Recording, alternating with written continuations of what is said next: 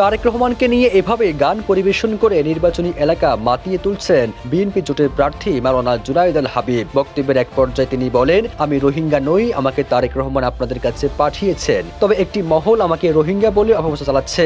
এমন প্রেক্ষাপটে বিভিন্ন মহলে প্রশ্ন উঠেছে, শরিক দলের এই প্রার্থী বিএনপি থেকে বহিষ্কৃত বিদ্রোহী প্রার্থী রুমিন ফারহানার সঙ্গে লড়াই করে জয়ী হতে পারবে।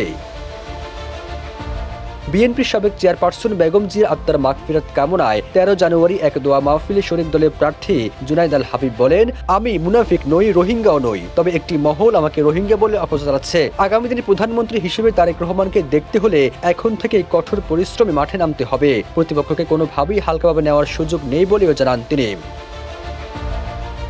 বিএনপি জোটের শরিক দল জমিয়ত উলামা ইসলামের প্রার্থী জুনায়েদ আল হাবিবকে ব্রাহ্মণবাড়িয়া 2 আসনে প্রার্থী করেছে বিএনপি।